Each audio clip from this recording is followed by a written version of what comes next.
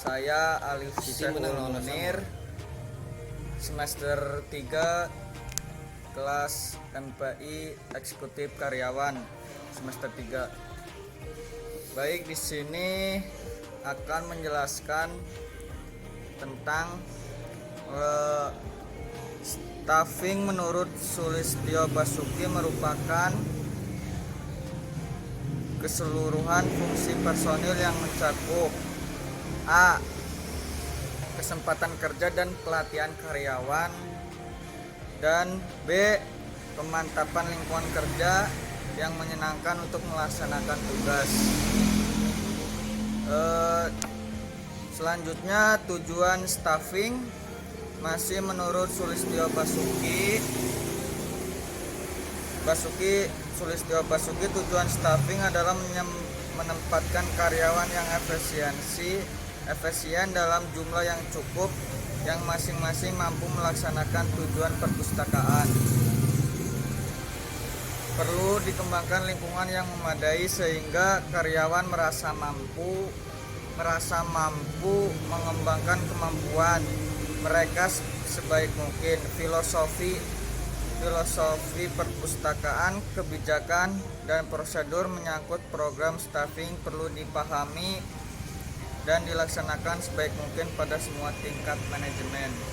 Sekian dan terima kasih. Wassalamualaikum warahmatullahi wabarakatuh. Pengertian perpustakaan umum. Menurut Sulistyo Basuki, perpustakaan umum adalah perpustakaan yang diselenggarakan oleh dana umum dengan tujuan melayani umum. Sehingga dapat disimpulkan bahwa perpustakaan umum adalah perpustakaan yang menghimpun koleksi buku dan rekaman yang diselenggarakan untuk kepentingan umum tanpa membedakan jenis kelamin, agama, pekerjaan, dan lain-lain. Perpustakaan dijalankan dengan dana umum dan masyarakat umum dalam memanfaatkan perpustakaan tidak dikenai biaya. Staf perpustakaan.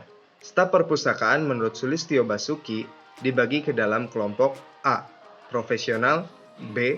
Paraprofesional, C. Teknis penunjang, D. Penunjang administrasi. Assalamualaikum warahmatullahi wabarakatuh. Perkenalkan, nama saya Vina Gustina Ardiani. Di sini saya akan menjelaskan sedikit mengenai staf profesional dan staf paraprofesional dalam ketenagakerjaan perpustakawan. Yang pertama yaitu staf profesional. Staf profesional terdiri dari orang yang ditugaskan dalam tugas profesional pustakawan, di mana memiliki gelar kesarjanaan perpustakaan dan memiliki ilmu lebih yang berkaitan dengan pustakawan. Biasanya staf profesional ini sering disebut sebagai pakar informasi, spesialis informasi, dan sebutan lainnya yang menuju atau yang menjelaskan bahwa seseorang tersebut memiliki atau menjadi staf profesional.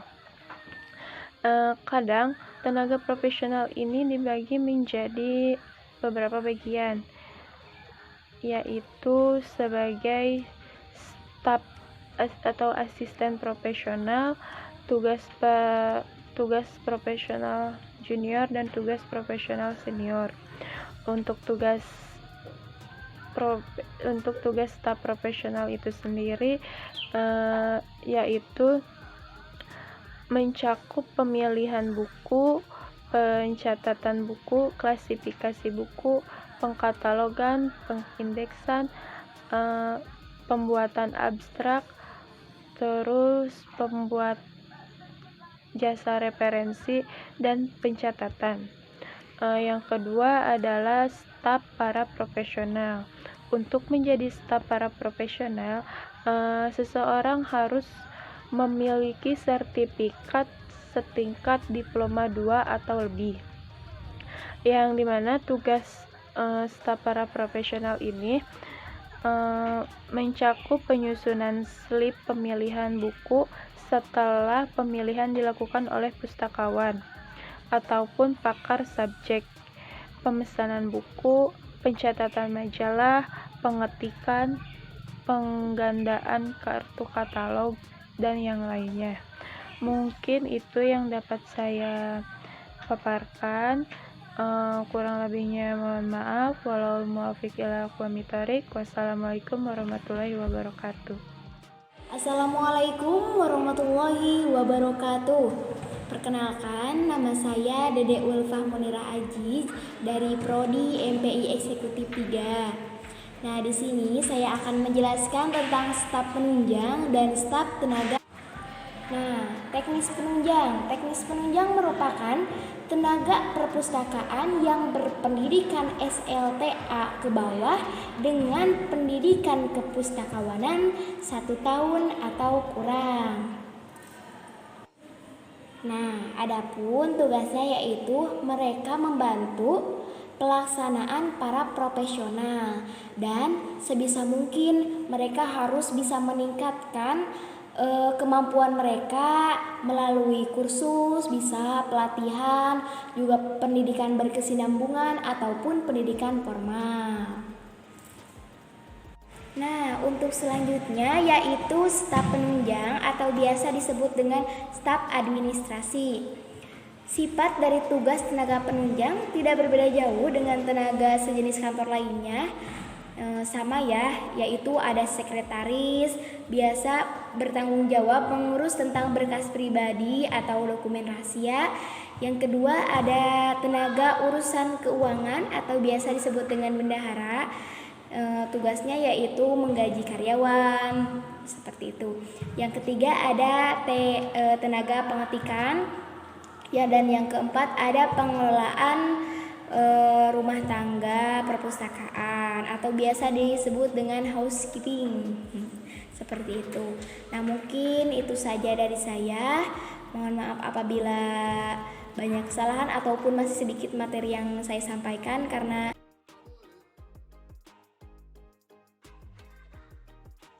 ya, assalamualaikum. Saya di sini akan membacakan tentang staffing di perpustakaan umum. Yang pertama, rencana staffing perpustakaan umum. Perekrutan pegawai dan penjadwalan. Untuk mendapatkan pegawai yang memiliki kualitas sangat baik, sangat sulit. Apalagi mempertahankannya, terutama bagi perpustakaan umum yang kecil yang terkendala masalah dana. Maka yang dapat dilakukan untuk merekrut pegawai perpustakaan diantaranya adalah menawarkan jadwal kerja di perpustakaan yang fleksibel dan pekerjaan paruh waktu di perpustakaan. Hal tersebut diharapkan dapat menarik minat seseorang menjadi tenaga perpustakaan. Selanjutnya, membangun komunitas sukarelawan perpustakaan. Dalam sebuah perpustakaan kecil dengan pegawai perpustakaan yang terbatas, kegiatan yang dilakukan perpustakaan sangat kompleks yang tidak bisa ditangani oleh 1 atau 2 orang saja. Maka pemecahan masalahnya dapat dilakukan dengan mencari tenaga relawan perpustakaan yang membantu perpustakaan dengan tidak memikirkan gaji. Dalam mencari tenaga sukarelawan dapat dilakukan dengan menawarkan kepada kenalan dari rekan kerja kita. Menawarkan dari mulut ke mulut, pengunjung yang datang ke perpustakaan kita mengumumkan ke buletin komunitas-komunitas. Yang selanjutnya, sahabat perpustakaan. Sahabat perpustakaan adalah sebuah sumber berharga perpustakaan umum yang diciptakan untuk tujuan khusus, yakni untuk mendukung perpustakaan dengan melakukan kegiatan penggalangan dana. Program mengorganisir perpustakaan, membuat publikasi, dan melayani pengguna sebagai tenaga sukarela. Untuk selanjutnya, mengorganisir relawan. Jika perpustakaan menggunakan tenaga rutin, relawan mungkin dapat dipertimbangkan untuk menunjuk seseorang karyawan perpustakaan atau relawan sebagai koordinator relawan. Mereka yang ditunjuk bertanggung jawab terhadap perekrutan, penyaringan, pelatihan, dan penjadwalan tim relawan. Yang selanjutnya pelatihan pegawai. Pelatihan pegawai yang tepat sangat penting dilakukan jika perpustakaan memperkerjakan teman perpustakaan sebelumnya. Pelatihan dapat difasilitasi dengan beberapa cara, termasuk pengembangan prosedur instruktur manual perpustakaan yang dapat dimengerti, kursus pelatihan yang dilakukan oleh perpustakaan itu sendiri, dan instruksi pekerjaan oleh pengawas, pertemuan rutin pengawas bulanan, pegawai bulanan, pengiriman pegawai dan relawan ke daerah dan kelas pelatihan perpustakaan nasional atau seminar. Memilih dewan pengawasan dengan bijak. Yang paling penting dari relawan perpustakaan umum adalah dewan pengawas. Dewan pengawas adalah seseorang yang tahan terhadap kelangsungan hidup dan mempertahankan masa depan perpustakaan, sehingga perlu dipilih secara hati-hati. Peran utama dari pengawas perpustakaan umum adalah untuk merencanakan masa depan, untuk menjamin kelangsungan keuangan, dan untuk menetapkan kebijakan. Anggota dewan pengawas tidak hanya harus memiliki pengetahuan tentang perpustakaan, tetapi harus memiliki kemampuan manajemen, keuangan, dan kecerdasan dalam berhubungan dengan orang lain. Intinya mempunyai ilmu sosial. Terima kasih. Assalamualaikum warahmatullahi wabarakatuh.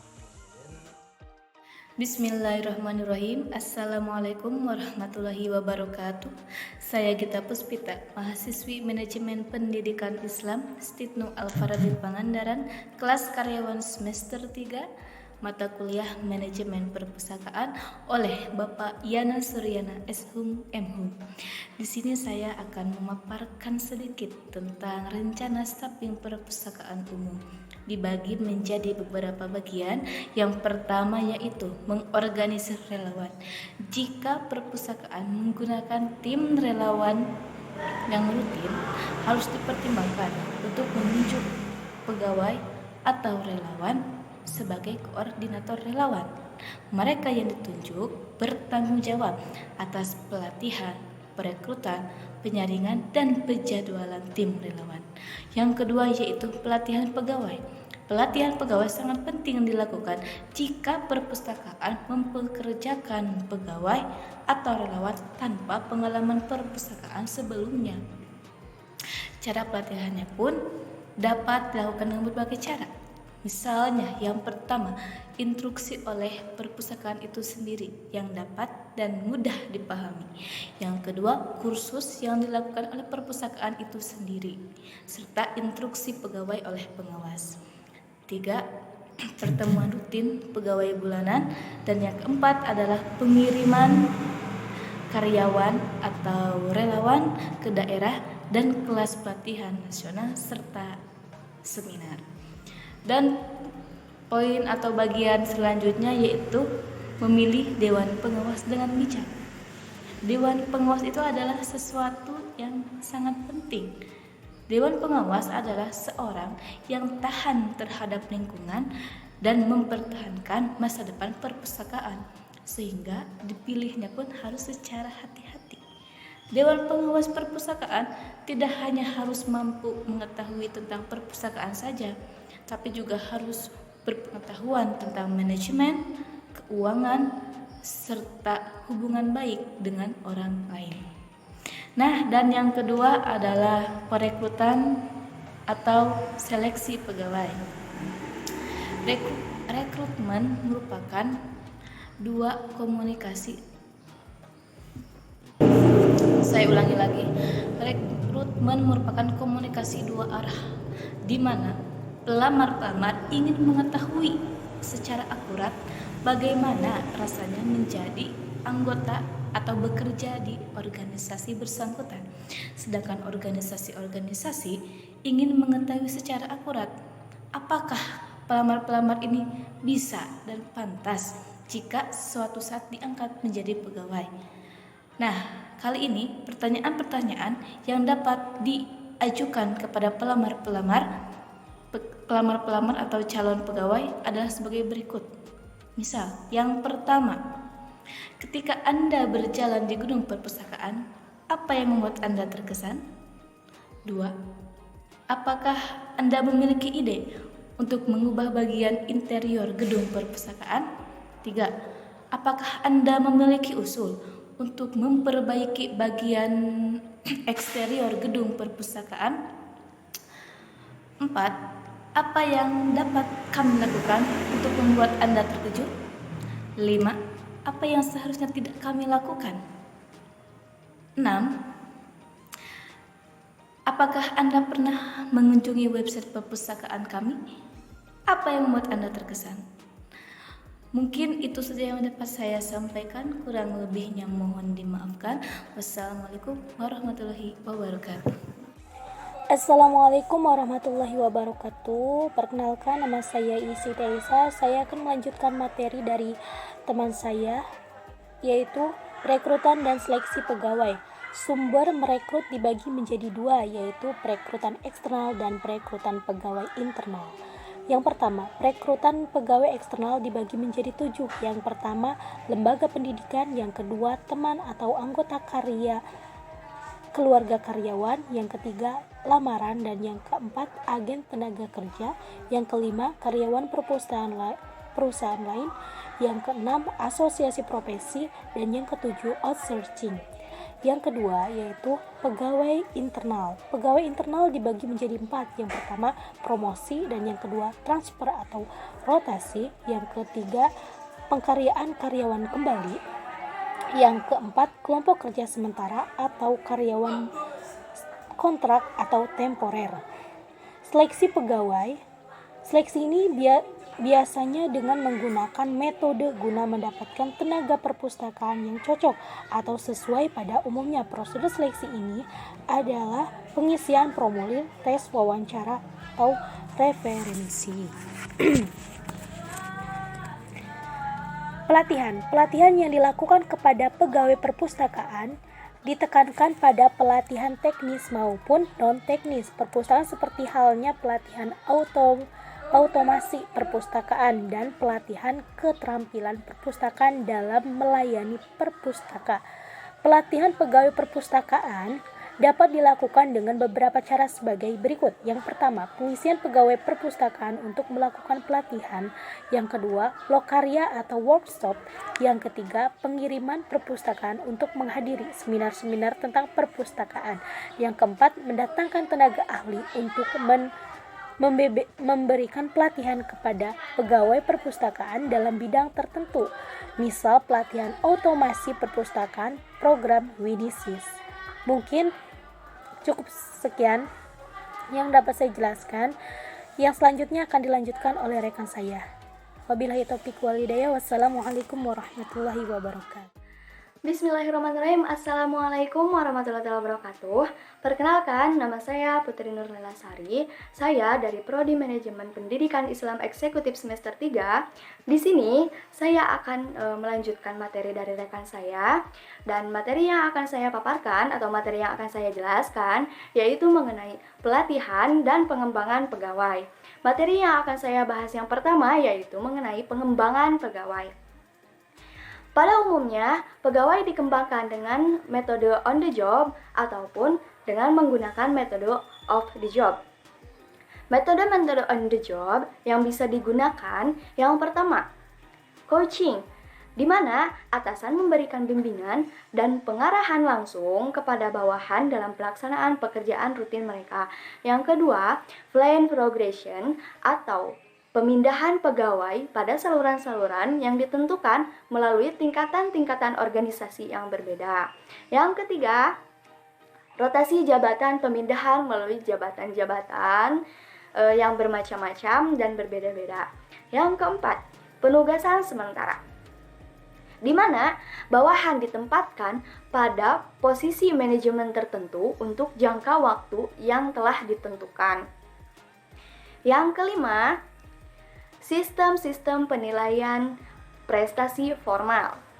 Sedangkan pengembangan pegawai metode of the job dilakukan dengan cara yang pertama, program pengembangan eksekutif di universitas-universitas ataupun lembaga-lembaga pendidikan lainnya, di mana para manajer berpartisipasi dalam program-program yang dibuka untuk umum melalui penggunaan analisa kasus, simulasi, dan metode-metode pengajaran lainnya.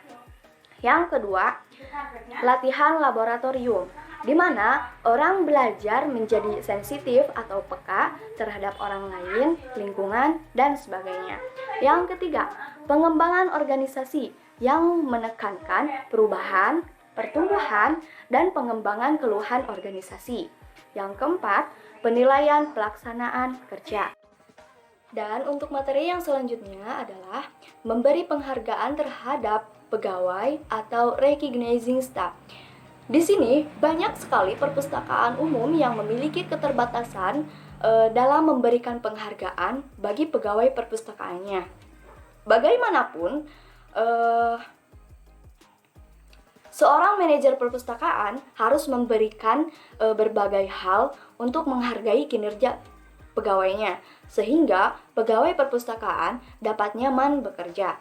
Ada beberapa hal yang dapat dilakukan untuk menghargai kinerja pustakawan, antara lain adalah sebagai berikut. Yang pertama, temukan kelebihan atau kekuatan mereka. Yang kedua, umumkan tindakan yang luar biasa yang telah dilakukan pegawai dalam bekerja. Yang ketiga, ucapkan terima kasih lebih sering. Bisa menggunakan email, bercakap-cakap langsung, voicemail, dan lain-lain untuk memberikan terima kasih. Terlebih lagi, ucapkan terima kasih atas apa yang telah mereka lakukan. Yang keempat, mendorong pegawai untuk melakukan aktivitas kepegawaian secara bersama-sama untuk menyenangkan pengguna. Yang kelima, kirimkan catatan tulisan terima kasih, memberikan kesan bahwa pimpinan peduli terhadap mereka. Yang keenam, memberikan makanan, bisa dengan memberikan permen, kue, es krim, dan lain-lain, ataupun bisa memberikan bunga atau manik-manik yang lainnya. Yang ketujuh, habiskan lebih banyak waktu jalan berkeliling perpustakaan, dan di sana bicaralah lebih sering dengan pegawai dan dengan pemustaka yang datang. Dan di situ temukanlah saat-saat wow dan bagikan dengan mereka. Mungkin itu saja yang dapat saya sampaikan. Dan untuk materi yang selanjutnya akan dilanjutkan oleh rekan saya. Mohon maaf atas segala kekurangannya. Ilahul muwaffiq ila aqwamit thoriq. Wassalamualaikum warahmatullahi wabarakatuh. Assalamualaikum warahmatullahi wabarakatuh. Nama saya Solihat dari MPI Karyawan semester 3. Saya akan membacakan materi tentang status pegawai perpustakaan umum. Bagian 1, pegawai kontrak atau outsourcing. A. Karyawan kontrak dipekerjakan oleh perusahaan untuk jangka waktunya terbatas, maksimal hanya 3 tahun. Bagian B, hubungan kerja antara perusahaan dan karyawan kontrak dituangkan dalam perjanjian kerja untuk waktu tertentu. Dan bagian C, perusahaan tidak dapat menyaratkan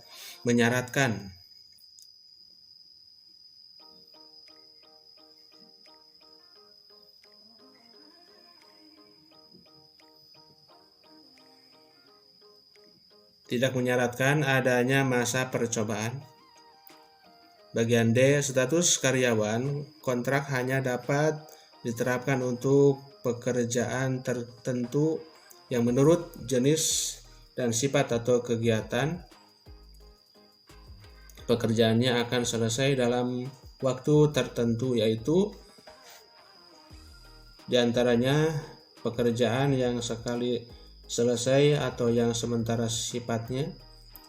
Seterusnya, pekerjaan yang diperkirakan penyelesaiannya dalam waktu yang tidak terlalu lama dan paling lama 3 tahun.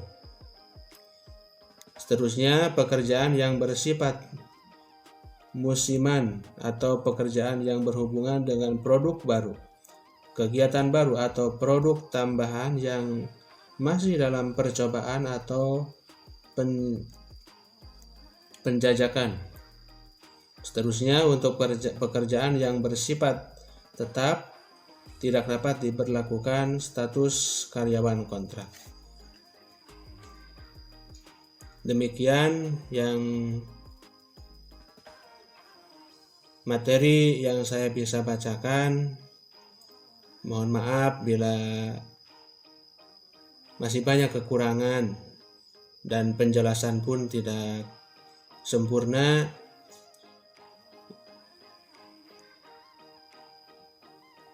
Karena waktu yang terbatas. Demikian. Terima kasih atas perhatiannya. Wassalamualaikum warahmatullahi wabarakatuh. Assalamualaikum warahmatullahi wabarakatuh. Perkenalkan, nama saya Tia Fitriani. Di sini saya akan menyebutkan beberapa bagian dari pegawai tetap. Yang pertama, tidak ada batasan jangka waktu lamanya bekerja. Yang kedua, hubungan kerja antara perusahaan dan karyawan tetap dituangkan dalam perjanjian kerja untuk waktu tidak tentu. Yang ketiga, perusahaan dapat mensyaratkan